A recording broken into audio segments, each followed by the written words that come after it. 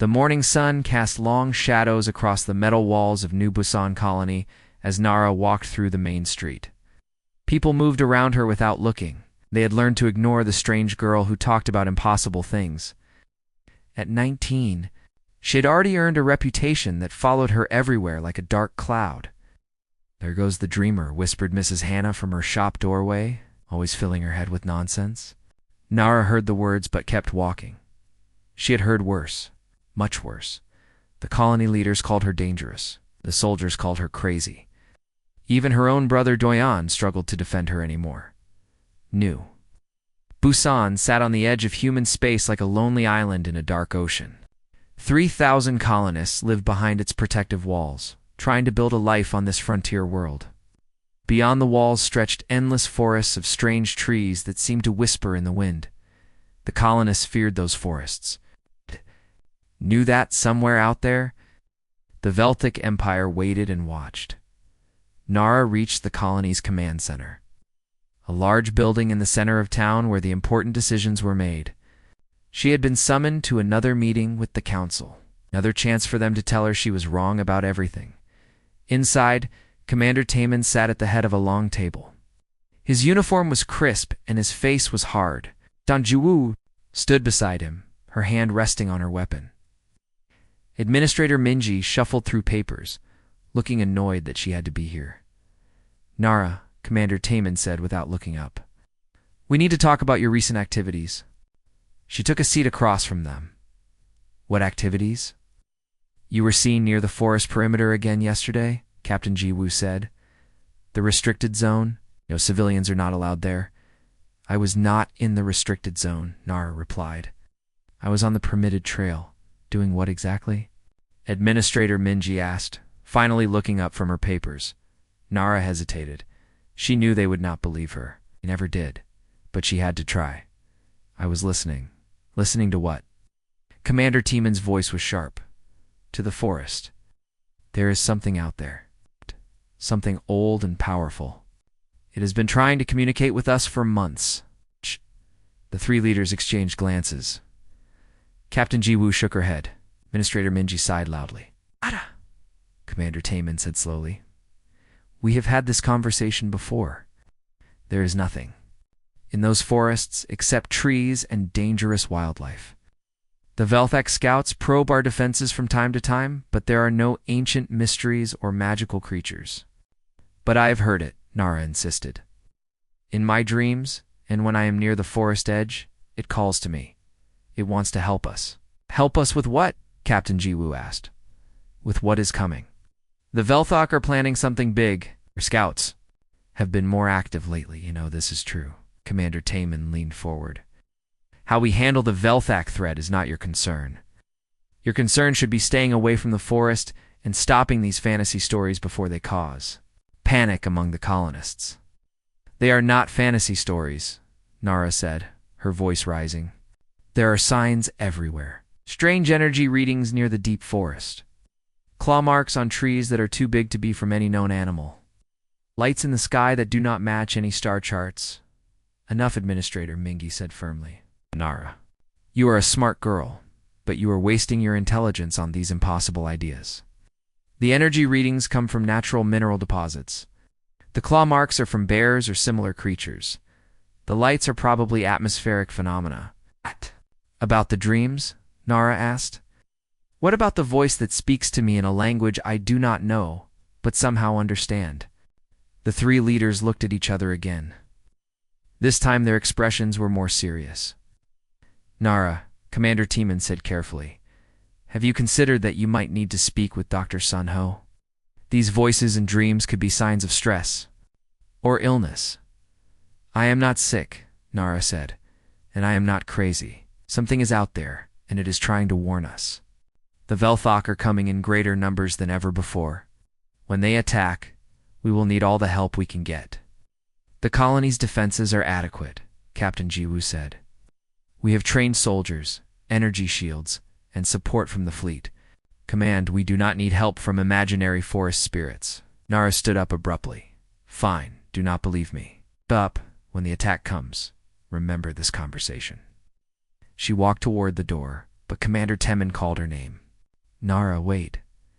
His voice was softer now. I know you want to help. I know you worry about the colony's safety, but these stories you tell are causing problems. Some of the younger colonists are starting to believe them. They're getting scared and asking questions we cannot answer.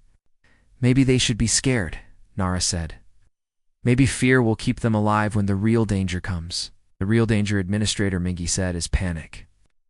If people start believing in your forest guardians and ancient powers, they might do something foolish. They might venture into the restricted zones looking for help that does not exist. Or, Captain Jiwoo added, they might lose faith in our ability to protect them. They might try to abandon the colony, which would be a death sentence in the wilderness. Nara looked at each of them. She saw fear in their eyes, but not the kind of fear she felt. They were afraid of losing control. Were afraid of admitting they might not have all the answers. I will stay away from the forest edge, she said finally. But I will not stop believing in what I have seen and heard. Commander Temin nodded. That is all we ask. Your brother Doyan is leading a patrol tomorrow. Why do not you spend time with him? He worries about you.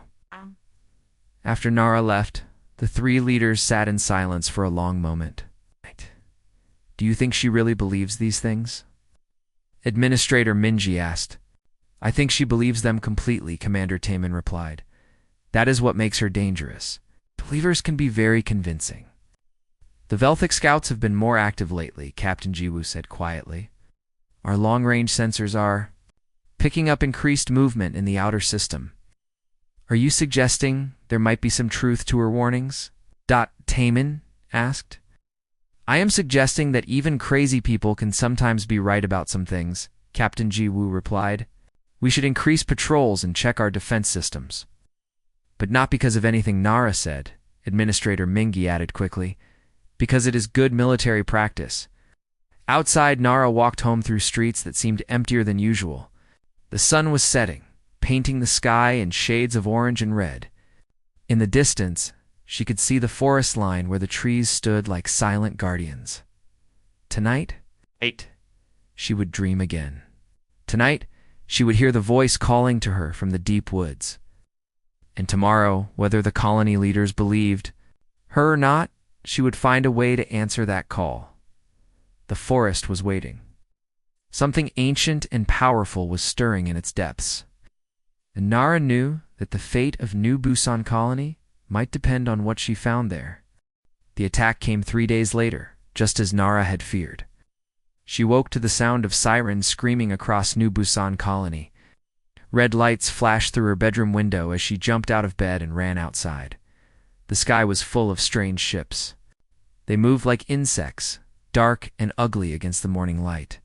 Plasma beams shot down from the vessels, hitting the colony's outer defenses. The energy shields sparked and crackled under the assault. Velthok attack ships, someone shouted. Everyone to the emergency shelters, Nara ran through the streets. As people panicked around her, children cried as their parents carried them toward the underground bunkers. The colony's defense turrets fired back at the alien ships. But there were too many of them. She found her brother Do Yen near the command center. He was shouting orders to a group of soldiers while explosions lit up the sky behind him. Doyen, she called out. He turned, and his face went pale.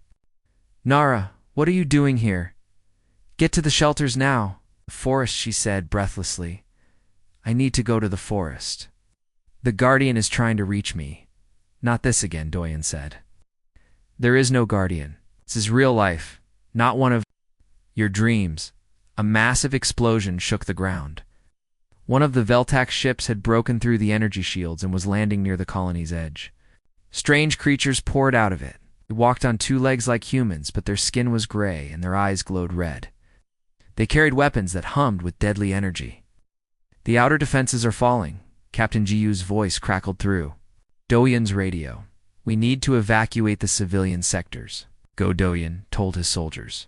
Help with the evacuation. He turned back to Nara. You need to get underground now. Listen to me, Nara grabbed his arm. I know you think I am crazy, but something is calling to me from the deep forest. Something that can help us fight these invaders. Another explosion, closer this time. Doyen looked at the burning buildings around them. Even if you were right, even if there was something out there, how would you reach it? The Velthakar. Landing troops between us and the forest. I know a way, Nara said. The old mining tunnels. They run under the restricted zone. Doyen stared at her. Those tunnels were sealed years ago. They are dangerous. Not all of them, Nara said. Hyunwoo showed me a maintenance entrance last month. It leads to the forest's edge. As if summoned by his name, Hyunwoo appeared, running toward them. The young technician's face was covered in soot, and his clothes were torn. The power grid is failing, he gasped. Velthok are targeting our energy systems. We have maybe an hour before everything goes dark. Hyunwoo, Nara said urgently. The tunnel entrance you showed me, is it still accessible? He looked confused. What tunnel? Why would you want to go underground during an attack? Because I need to reach the forest, Nara said. And I need your help. Hyunwoo glanced at Doyen, who shook his head. Do not listen to her. She is talking about imaginary guardians again. What if she is not imaginary? Hyunwoo said quietly. What if there really is something out there that can help us? You too?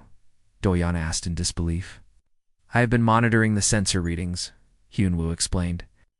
There have been strange energy patterns coming from the deep forest for months. Patterns that do not match any known natural phenomena. A Velthak aircraft screamed overhead, firing at the colony's communication tower. The structure collapsed in a shower of sparks and twisted metal. We are losing, Doyen said. Commander Taemin is preparing for a last stand at the Central District. Then, we have nothing left to lose, Nara said. Let me try to reach whatever is in the forest. Doyen looked at his sister. In her eyes, he saw the same determination that had driven her to keep talking about the forest guardian, even when everyone mocked her. If I let you go, he said slowly, and you die out there, how do I explain that to our parents? If you do? Not let me go, Nara replied. We all die here anyway. Hyunwoo cleared his throat. The tunnel entrance is near the old water treatment plant. It is a 15-minute walk from here. Fine, Doyen said. But I am coming with you. No, Nara said. Firmly, you are needed here. The evacuation, the defense preparations. People are counting on you. Then take Hyunwoo. At least you will not be alone. Nara looked at the young technician. Are you willing to come with me? Hyunwoo nodded. I want to know what is really out there. They made their way through the burning streets toward the old industrial sector. The Veltha ground forces were advancing steadily, their energy weapons cutting through the colony's defenses like paper. Human soldiers fired back desperately, but their conventional weapons seemed almost useless against the alien invaders. The tunnel entrance was hidden behind a rusted metal door that Hyunwoo had to force open with a crowbar. Inside, emergency lighting cast eerie shadows on the concrete walls. The tunnel runs for about 2 kilometers, Hyunwoo explained as they walked. It was part of the original mining operation before the colony was established. And cold. Their footsteps echoed in the darkness. Behind them, the sounds of battle grew fainter. Nara Hyunwoo said after a while, What exactly are you expecting to find out there? I am not sure, she admitted. About something ancient, sleeping in the forest. Something that has been waiting for the right moment to wake up. And you think that moment is now? I think it has been trying to warn us about this attack. The Velthok are not just raiders. They are something worse. Something that wants to destroy everything we have built. They reached the end of the tunnel and climbed up through another maintenance hatch. Fresh air hit their faces as they emerged into a small clearing surrounded by tall trees. The forest was quiet except for the distant sound of the battle behind them. Which way? Hyunwoo asked. Nara closed her eyes and listened. The voice in her mind was stronger now, pulling her deeper into the woods. This way, she said, pointing. Toward a path that seemed to glow faintly in the dim light. They walked for almost an hour, following a trail that seemed to lead them in directions that made no sense. The trees grew larger and stranger as they went deeper. Some of them hummed with energy that made the air itself feel alive. Do you feel that? Hyunwoo whispered. Feel what? The ground? It is vibrating. Nara stopped walking. He was right. Earth beneath their feet was pulsing like a giant heartbeat. The voice in her mind was clearer now, speaking in a language she did not recognize, but somehow understood. "We are close," she said. They came to a ridge overlooking a vast valley. In the center was a cave entrance so large it could have swallowed a building. Strange crystals grew around the opening, glowing with soft blue light. "What is this place?" Hyunwoo breathed. "Home," Nara said, though she did not know why. "It has been waiting for us." As they approached the cave entrance, the crystals began to pulse brighter. The heartbeat in the ground grew stronger. Somewhere in the depths of the cavern, something ancient and powerful began to stir. Behind them, the sounds of battle continued. New Busan Colony was fighting for its life. But here in the forest, a different kind of awakening was about to begin. The cave entrance was larger than Nara had imagined. As she and Hyunwoo stepped inside, the blue crystals cast dancing shadows on the walls. The air felt thick with energy that made her skin tingle. "This place is incredible," Hyunwoo whispered. Pulling out a small device to take readings, the energy levels are off the charts. Nara barely heard him. The voice in her mind was stronger now, calling her deeper into the cavern. She walked forward as if in a dream, her feet finding the path. Without conscious thought, the tunnel sloped downward for what felt like hours. The crystals grew larger and brighter as they descended. Some were as tall as trees, others formed delicate patterns on the ceiling like frozen lightning. "Nara, wait," Hyunwoo called. "My scanner is picking up something massive ahead." She stopped and turned back to him. "What kind of something?" "I do not know. The readings are unlike anything I have ever seen. It is huge, but the energy signature is not mechanical. It is almost like it is alive." They continued walking until the tunnel opened into a vast chamber. The ceiling disappeared into darkness above them. Crystals covered every surface, creating a galaxy of blue light that took their breath away. In the center of the chamber, something waited. It was larger than a house, but its exact shape was hard to see in the crystal light. Parts of it seemed to be made of living stone, while other parts flickered like captured starlight. Its breathing was so slow and deep that each breath felt like the movement of mountains. "What is it?" Hyunwoo asked in wonder. "A guardian," Nara said softly. "One of the ancient protectors." As she spoke, the creature's eyes opened. They were like pools of silver fire, ancient and wise beyond measure. The guardian looked at her and she felt its thoughts touch her mind. Images flooded her consciousness. She saw Earth as it had been millions of years ago when humans first learned to walk upright. She saw the stars when they were young, and the great civilizations that had risen and fallen across the galaxy. She saw her own ancestors, not as primitive cave dwellers, but as star travelers who had walked among the guardians as equals. They had been protectors of life, keepers of peace, defenders of the innocent. "Your people have forgotten," the guardian spoke directly into her mind. "But the blood remembers. It's the calling in your dreams, the voice you heard. It was the awakening of what sleeps in your genes." "I do not understand," Nara replied without speaking aloud. "Your species was not meant to cower behind walls. You were meant to stand with us, to fight the darkness that consumes worlds. The Velthik are devourers, destroyers of life. They have hunted us across the galaxy, corrupting some of our kind, killing others."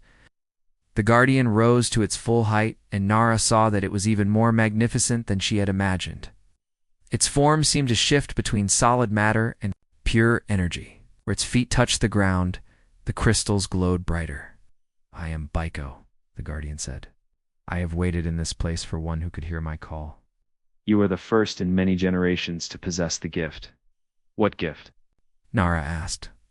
"The ability to bond with a guardian, to share our strength, our knowledge, our purpose, but the choice must be yours. The bonding will change you forever."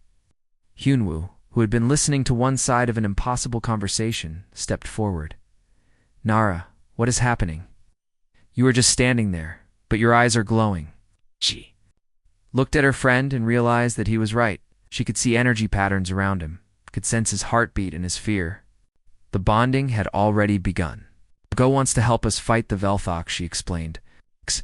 "But first we must become partners, connected in a way that humans have not experienced for thousands of years. Is it safe?" Hyunwoo asked. Safe anymore, Nara replied. But it is our only hope. She turned back to the Guardian. What do I have to do? Place your hand on the crystal at the center of the chamber, Baiko instructed. Open your mind to mine. Let our essences merge. Nara walked to the largest crystal, a formation that pulsed with the same rhythm as her heartbeat. The moment her palm touched its surface, pain like lightning shot through her body.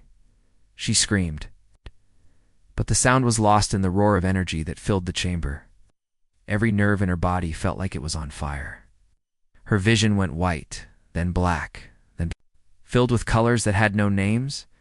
Through the pain, she felt Baiko's presence entering her mind. His memories became her memories. His strength flowed into her muscles. His ancient wisdom settled into her thoughts like snow falling on a quiet lake. She saw the truth about the Velthak Empire. They were not just conquerors, they were consumers of life itself, draining the energy from entire worlds to feed their hunger. They had destroyed thousands of civilizations, turned countless planets into lifeless rocks. The Guardians had been created to stop them. But the Velthak had learned to corrupt them, to turn them into weapons of destruction.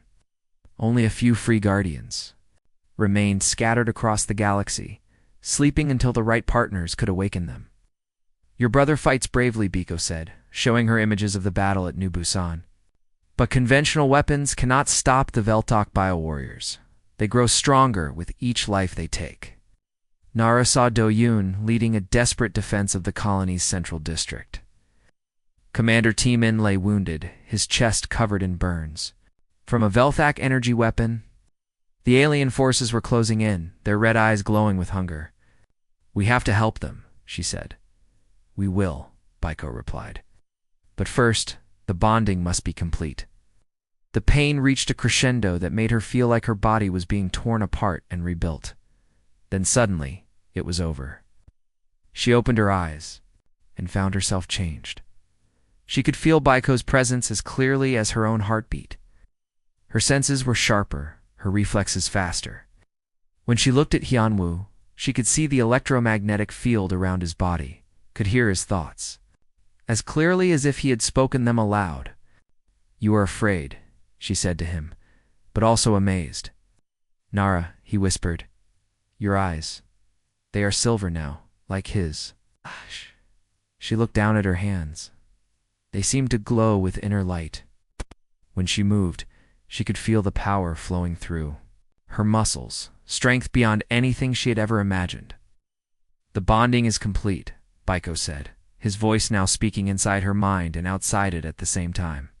We are one, but still two. Your human intuition guides my ancient power. My knowledge supports your courage. What happens now? Nara asked. Now we save your people, Biko replied, and begin the war that will decide the fate of the galaxy. Guardian moved toward the chamber's exit, and Nara found herself moving with him in perfect synchronization. Their steps matched, their breathing aligned. They were no longer separate beings but partners in the truest sense. Hyunwoo, she called, stay close to us. We are going to end this attack. As they left the crystal chamber, Nara felt the weight of destiny settling on her shoulders. She was no longer the girl who had been mocked and ignored. She was something new, something the galaxy had not seen for thousands of years. She was a Guardian's partner. The Velthak Empire was about to learn what that meant. The journey back to New Busan took only minutes. Nara and Biko moved through the forest like shadows, their bonded minds working as one. Hyunwoo struggled to keep up, his scanner beeping wildly as it tried to measure the energy radiating from the pair. Slow down, he called breathlessly. I cannot run this fast. Nara stopped and turned. For a moment she looked confused, as if she had forgotten he was there. Sorry, she said. Everything feels different now. Time, distance, my own body. How different? Hyunwoo asked. I can feel every living thing in the forest. The trees, the insects, even the bacteria in the soil. And I can sense the Velthok. They feel like holes in the world, places where life goes to die. Through the trees ahead, they could see the glow of fires burning in New Busan. The sounds of battle were closer now, a constant rumble of explosions and energy weapons. My brother is still alive, Nara said suddenly. I can feel his heartbeat, but he is wounded and running out of ammunition. How can you know that? Huanwu asked. Biko shows me, she replied. The Guardian can sense the life force of every human in the colony. Many are already gone. They reached the forest edge and looked out at the battlefield. The sight was worse than Nara had imagined. Half the colony was in ruins. Velthic bio-warriors moved through the streets like hunting beasts, their red eyes glowing in the smoke. The aliens were not like the pictures in military briefings. They were bigger, more terrible. Their gray skin was covered in natural armor, and their claws could tear through metal doors. Some carried energy weapons, others relied on their natural weapons. There are so many of them, Hyunwoo whispered. Numbers do not matter, Nara said, and her voice carried strange harmonics, as if Biko spoke through her. They are parasites. They feed on fear and death. But they have never faced a bonded guardian. She stepped out of the trees, and Biko materialized beside her. The guardian was even more impressive in the open air. His crystalline hide reflected the firelight like a living prism. His eyes burned with silver fire. The nearest Velthak bio-warriors turned at their approach. For a moment, they stood frozen, as if they could not believe what they were seeing. Then they began to screech, a sound like metal being torn apart. They recognize him, Nara said. They know what a guardian can do. The first Velthik charged at them, moving faster than any human could run. Its claws were extended, ready to tear Nara apart. Ow. She did not move. She did not need to. Biko's massive paw swatted the creature aside like an insect. The bio-warrior crashed into a building wall and did not get up. Its natural armor, which had deflected human weapons easily, it cracked like an eggshell. More Veltek came running, drawn by the screeching of their fallen comrade. They surrounded Nara and Biko, hissing and clicking in their alien language.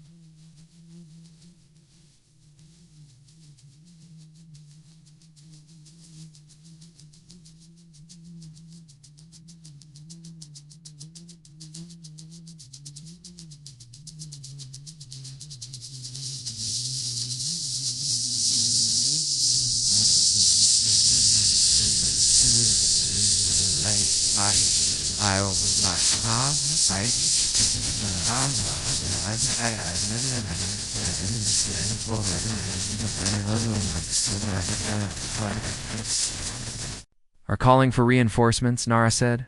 She could understand their words now. Another gift of the bonding. They are afraid. Good, Biko rumbled, his voice like distant thunder. They should be. The battle erupted in an explosion of violence. The Veltak attacked from all sides, their energy weapons firing streams of deadly plasma. The beams struck by Sio's crystalline hide and reflected harmlessly away. Lighting up the battlefield like a laser show, Nara moved with impossible grace, dodging between the alien warriors. Her human-sized body was now as strong as steel, her reflexes faster than thought. When a Velthok tried to grab her, she caught its arm and threw it 50 feet through the air. Biko was a force of nature. His claws cut through Velthok armor like paper. His roar shattered windows across the colony and sent the bio-warriors stumbling backward in terror. When he opened his mouth, beams of silver energy shot out, vaporizing everything they touched. The Velthek formation broke apart in seconds. These creatures, who had been unstoppable against human weapons, suddenly found themselves being hunted instead of hunting. This is impossible, one of them screeched in its alien tongue. The old ones are extinct? The guardians are all dead or corrupted? Not all, Nara replied in the same language, her voice carrying Biko's authority. And now you face judgment for your crimes. more Velthic came running from deeper in the colony. These were bigger, older, with scars from countless battles. They moved with the confidence of predators who had never known defeat. "Fools," their leader hissed. "One guardian cannot stand against the might of the Veltok Empire. We have destroyed thousands of your kind. But you have never faced a bonded guardian," Nara said. "You have never faced a human-guardian partnership." Me! Leader laughed, a sound like breaking glass. "Humans are weak. They die easily. What difference can one small female make?" "Let me show you," Nara said. She reached out with her enhanced senses, feeling the electromagnetic patterns of the Velthak weapons. With a thought, she overloaded their power cells. The alien weapons exploded in their owner's hands, sending the bio-warriors tumbling backward. Baiko leaped forward, covering the distance in a single bound. His massive claws raked across the leader's chest, tearing through armor that had never been penetrated. The creature fell, green blood pooling beneath it. "Retreat," it gasped. "Signal the fleet. Tell them the Guardians have returned." But there would be no retreat. Nara and Biko moved through the Velthak forces like a hurricane. Every energy beam was deflected, every claw strike was countered, every attempt to escape was blocked. From the human defensive positions, the remaining colonists watched in amazement. Doyan stared at his sister, barely recognizing her. She moved like a dancer, like a warrior, like something from an ancient legend. "Is that really Nara?" asked one of the soldiers. "It is her," Doyan said quietly. "But she is something more now." Commander Temin, despite his wounds, struggled to his feet. "The girl was right," he said. "She was right about everything." The battle was over in minutes. The Velthak bio-warriors lay scattered across the battlefield, their invasion force destroyed. Those few who had survived were fleeing back to their ships. Screeching warnings in their alien language, Nara and Biko stood in the center of the battlefield, surrounded by the wreckage of the enemy force. The Guardian's crystalline hide glowed with satisfied power while Nara's silver eyes surveyed the damage to her home. "It is done," she said. "But this is only the beginning." "The beginning of what?" Hyunwoo asked, finally catching up to them. "War," Nara replied. "The Velthok fleet will return with more ships, more weapons, and they will bring their corrupted guardians, the ones they have enslaved and turned into weapons." "But we beat them," Doyan said, limping over to his sister. We won a battle," Nara corrected. "But the war is just starting. The Velthok Empire spans thousands of worlds. They will not give up easily." She looked up at the sky, where the alien ships were disappearing into the darkness. "But they have made a mistake. They have awakened something they thought was gone forever. The bond between humans and Guardians is not broken. It was only sleeping." "What happens now?" Commander Taman asked. "Now we prepare," Nara said. We find others like me, humans who can hear the Guardians' call. We wake the sleeping protectors, and we take the fight to the Velthok."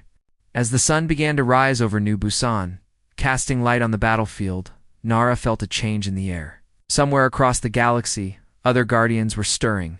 Other humans were beginning to dream of ancient voices calling their names. The age of hiding was over. The age of Guardians had begun again. 2 weeks after the battle at New Busan, reports began flooding in from across human space. At first, the Colonial Command dismissed them as rumors or propaganda. But as more messages arrived through the quantum communication network, even the skeptics had to listen. Nara stood in the rebuilt command center, watching the holographic display that showed the human colonies scattered across the galaxy. Red dots marked the ones under Veltok attack. Green dots showed those that had reported Guardian awakenings. Yellow dots indicated colonies that had gone silent. Jeju Station was the first to confirm. Captain Jiwoo read from her report. 17-year-old girl named Salmon found a Guardian in the old mining tunnels. Witnesses describe it as a massive spider-like creature made of living crystal. "What about Gangnam Base?" Commander Taman asked. His wounds were healing slowly, but he insisted on returning to duty. Engineer Wonho, age 23, bonded with something they call a liquid metal Guardian. It can change shape at will and seems to be incredibly fast. Nara felt a warmth in her chest as each report came in. Through her bond with Baiko, she could sense the awakening of other guardians across the galaxy. It was like watching stars light up in a dark sky. "How many confirmed bondings so far?" she asked. 14, Captain Jiwoo replied. "But the number keeps growing. We are receiving new reports every few hours." "And the Velthak response?" Commander Temin's face darkened. "They are hitting the colonies harder than ever. Entire fleets are moving through our outer territories. They seem desperate to stop the awakenings before they spread further." A new message appeared on the display. Nara read it quickly, then felt her blood turn cold. "What is it?" Doyen asked. He had stayed close to his sister since the battle, still trying to understand what she had become. "The Velthak have deployed their special weapons," Nara said quietly. "The corrupted guardians." Everyone in the room fell silent. They had heard rumors about these creatures. Ancient guardians that the Velthak had captured and twisted into weapons of destruction. "How many?" Commander Temin asked. "The report does not say," Nara replied, "but I can feel them. They are in pain, forced to serve against their nature. Corruption burns them from the inside." Baiko materialized beside her, his crystalline form shimmering with agitation. The Guardian had been spending more time in his energy form lately, conserving strength for the battles to come. "The enslaved ones suffer greatly," Baiko spoke, his voice heard by everyone in the room now. "The Velthak use control devices implanted. In their minds, it drives them to madness. Can they be saved?" Hyunhwa asked. He had become the unofficial liaison between the human command staff and the Guardian. "Perhaps," Baiko replied, "but it would require a bonded pair strong enough to break the control devices. The corrupted Guardians will fight to the death to protect their masters." A priority message flashed on the display. Captain Jiwoo opened it, and her face went pale. "What now?" Commander Temin demanded. "It is from Admiral Park at Fleet Command," she said. "A massive Velthak armada is heading for the core worlds. Over 300 ships, including their flagship. They estimate arrival in 6 days." 300 ships, Dojan repeated. "How many Guardians do we have to face them?" "Not enough," Nara said. "And most of the new bonded pairs are still learning to work together. It takes time to develop the coordination we have." She closed her eyes and reached out through her connection to Baiko. The Guardian's consciousness touched the network of awakening Guardians across the galaxy. Through them, she could sense their human partners, young people like herself who were struggling to understand their new abilities. "I need to contact them," she said. "All of them. We need to coordinate our efforts." "How?" Commander Temin asked. "Through the Guardian network," Nara explained. "Baiko can communicate with the other Guardians instantaneously, no matter how far apart they are. It is faster than quantum communications." She sat down in a chair and let her consciousness merge more fully with Baiko's. Together, they reached out across the stars. First, she contacted Saman on Jeju Station. The young woman was frightened, but determined. Her guardian, which she called Jiami, had helped defend the mining colony against 3 separate Velthak attacks. "I never thought I was special," Salman said through the Guardian link. "But when Jiami chose me, everything changed." Next was Wonho. At Gangneung Base, his guardian Yunha was unlike any of the others. It existed as living liquid metal that could form any shape needed. Together, they had destroyed an entire Velthak landing force without taking a single casualty. "The Velthak fear us," Wonho reported. "They retreat whenever they detect a guardian presence." One by one, Nara made contact with the other bonded pairs. Each had their own story of awakening, of transformation, of battles fought and won, but she could also sense their exhaustion. The young Guardians were powerful, but they were being pushed to their limits. "We need a plan," she said, when the network connection was complete. "The Velthak are bringing everything they have to the core worlds. If they succeed there, they will have the resources to hunt us down one by one." "What do you propose?" asked Jiho, a bonded pair from the Ulsan colony. "We meet them in space," Nara replied. "All of us, together. One coordinated strike against their flagship." "That is suicide," protested Murray from the Busan outpost. Their flagship is supposed to be the size of a small moon. Maybe, Nara said, but it is also where they keep their most powerful, corrupted guardians. If we can free even one of them, it might start a chain reaction. And if we fail? Wanho asked. Then humanity falls? Nara replied simply. But if we do nothing, we fall. Anyway, at least this way we go down fighting. The debate continued for hours through the Guardian network. Some of the bonded pairs were eager to fight. Others wanted to continue defensive operations. But gradually, consensus began to emerge. I am with you, Salman said finally. Giami says the enslaved guardians call out in their dreams. Cannot abandon them. Yuna agrees, Wanho added. The corruption must be stopped before it spreads further. One by one, the other pairs committed to the plan.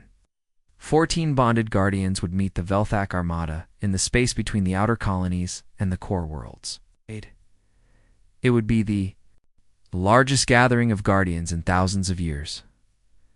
When the network connection ended, Nara found herself back in the command center, surrounded by worried human faces. Well, Commander Taman asked. We have our army, she said, small but determined. We leave in 3 days. I am coming with you, Doyan said immediately. No, Nara replied. This is Guardian work. Humans without bonds would not survive the energy levels we will be generating. Then I will stay here and defend the colony, he said. But promise me you will come back. Nara looked at her brother, seeing the fear and love in his eyes. I promise I will try. 8. Over the next 3 days, New Busan became a hub of activity. Ships arrived carrying other bonded pairs and their supporters. The Guardians met in the Crystal Cavern where Nara had first encountered Baiko, sharing knowledge and preparing for the battle ahead. On the morning of departure, the entire colony gathered to see them off. 14 young humans and their Guardian partners heading into space to face an armada that had conquered worlds. Oh, remember? Nara told the crowd. We are not just fighting for ourselves. We are fighting for every world the Velthak have destroyed. Every species they have enslaved, every life they have consumed. As their ships lifted off from New Busan, Nara felt the weight of destiny on her shoulders. Behind them lay everything they wanted to protect. Ahead lay the greatest battle in human history. The Age of Guardians was about to be tested in the fires of war. The Velthak Armada hung in space like a swarm of metal insects, 300 ships strong. At its center loomed the flagship Devourer of Worlds, a massive vessel the size of a small moon.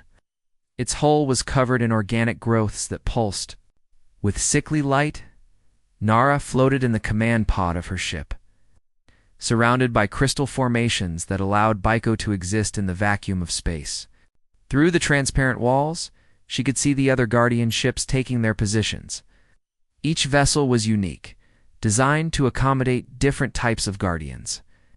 All pairs report ready, came Summon's voice through the Guardian network. Giomi is eager to begin. Juna says the corrupted Guardians are in the flagship, Wanho added. 3 of them bound by control devices. Nara could feel them too, their anguish bleeding through space like a wound in reality. The enslaved Guardians had once been protectors like Biko. They served as weapons for the very enemies they should have been fighting. Target the flagship, she ordered. Ignore the smaller ships unless they get in our way. The 14 Guardian ships accelerated toward the Velthak Armada. The enemy vessels opened fire immediately, filling space with plasma beams and missile salvos. But the Guardian ships moved like living things, twisting and dodging through the barrage. There. Weapons cannot lock on to us, reported Jiho. The Guardian energy interferes with their targeting systems. Good, Nara replied. Stay close together. Need to punch through their defensive lines as one unit. The first wave of Velthak fighters came screaming toward them, small ships bristling with weapons, but the Guardians were ready. Beams of pure energy lanced out from the Guardian ships, vaporizing entire squadrons in seconds. This is easier than expected, Murray said. Do not get overconfident, Nara warned. They are holding back their real weapons. As if summoned by her words, the flagship's main hangar doors opened. 3 massive shapes emerged, each one the size of a battleship. The corrupted guardians had arrived. The first was a creature of living shadow, its form constantly shifting between solid matter and dark energy. Control devices glowed like infected wounds along its spine. The second looked like a massive serpent made of molten metal, its eyes replaced by Veltic technology. The third was the most heartbreaking of all, a guardian that had once resembled Baiko but was now twisted into something monstrous. By the ancient laws, Baiko whispered through their bond. I know them. They were heroes once, protectors of entire star systems. Can we save them? Nara asked. We must try. Death would be a mercy compared to what they endure. The corrupted guardians moved with terrible purpose, their natural grace twisted by alien technology. The shadow creature engulfed 2 guardian ships in darkness, trying to drain their life force. The metal serpent coiled around another ship, its burning coils threatening to crush the hull. But it was the twisted guardian that posed the greatest threat. It moved directly toward Nara and Baiko, recognizing them as the strongest of the bonded pairs. It remembers what it used to be, Baiko said sadly. The Velthok have turned its protective instincts into weapons of destruction. The corrupted guardian opened its mouth and unleashed a beam of energy so powerful it warped space around it. Nara's ship barely dodged, the beam passing close enough to overload several systems. All pairs, focus fire on the control devices, Nara ordered. Do not try to kill them. We are here to free them. It was easier said than done. The control devices were small targets, and the corrupted guardians fought with the desperation of beings in constant agony. Every attack they made was a cry for help and a weapon of war. Saman and Giami worked together to web the Shadow Guardian with crystalline threads, holding it still long enough for the others to target its control devices. Wanho and Wunha flowed around the metal serpent like liquid lightning, striking at the technology embedded in its skull. But the Twisted Guardian was the most dangerous. It seemed to anticipate every attack, moving with the skill of countless battles. Nara realized that it was not just corrupted, it was learning from the fight, adapting to their tactics. Baiko, she said. Can you communicate with it directly? It is dangerous, Baiko replied. The control devices will try to corrupt me as well, but can you do it? Yes. Nara steered their ship directly toward the corrupted guardian, ignoring the energy beams that scorched their hull. At the last moment, Baiko reached out with his consciousness. Touching the mind of his fallen brother, the connection was like grasping molten metal. The corrupted guardian's pain was overwhelming, centuries, a forced servitude and twisted purpose. But underneath the agony, Nara sensed something else, a spark of the being it had once been. Help us, she whispered across the mental link. Remember who you were. For a moment, the corrupted guardian hesitated. Its attack stopped as it struggled against the control devices. In that instant of clarity, Salman struck with perfect precision, her guardian's crystalline web slicing through the technology on its skull. The control device exploded in a shower of sparks. The corrupted guardian let out a roar that shook every ship in the battle, a sound of pure relief and liberation. Its twisted form began to change, the alien modifications falling away like shed skin. The Shadow Guardian saw its brother's freedom and began fighting against its own bonds. The metal serpent thrashed wildly, trying to break free from the technology that enslaved it. One by one, the other bonded pairs struck at their control devices. Within minutes, all 3 corrupted guardians were free. They turned their rage toward the Velthok flagship, pouring centuries of accumulated fury into their attacks. The flagship is breaking apart, Wanho reported. The corrupted guardians are tearing it apart from the inside, but the Velthok had one last weapon. From the dying flagship came a transmission in perfect human language. You think you have one? The voice said. But we have seeded 1,000 worlds with corruption. Your guardians will fall one by one, and your species will serve us as you served us today. No, Nara replied, broadcasting to the entire armada. Today marks the end of your empire. The guardians are free, and we will hunt you across every Star until justice is done. The flagship exploded in a ball of fire that lit up half the star system. The remaining Velthic ships fled in panic, their formation shattered by the loss of their command vessel. In the aftermath, the 17 Guardians floated together in space, the newly freed ones weeping tears of liquid starlight. They had been enslaved for so long that freedom felt like a dream. It is over, Salmon said through the network. No, Nara replied, looking at the retreating enemy ships. It is just the beginning. The Velthok spoke the truth about corruption on other worlds. We have work to do. What kind of work? Asked the newly freed Guardian who had once been like Baiko. Healing, Nara said. Teaching, building a new alliance between humans and Guardians, and yes, fighting when we must. The great battle was over, but the greater war for the galaxy's freedom had just begun. As the Guardian fleet regrouped and prepared for the long journey ahead, Nara felt a deep satisfaction. The girl who had been mocked for her impossible claims now led an army of legends. The Age of Guardians had truly begun, and the galaxy would never be the same in the years that followed. Human colonies throughout space would tell the story of the girl and her beast, how they had stood against an empire and won. Children would grow up dreaming of hearing the Guardians' call, hoping that they too might be chosen for the ancient bond, and in the deep places of 1,000 worlds, other Guardians would stir in their sleep, waiting for their own partners to find them. The awakening had only just begun.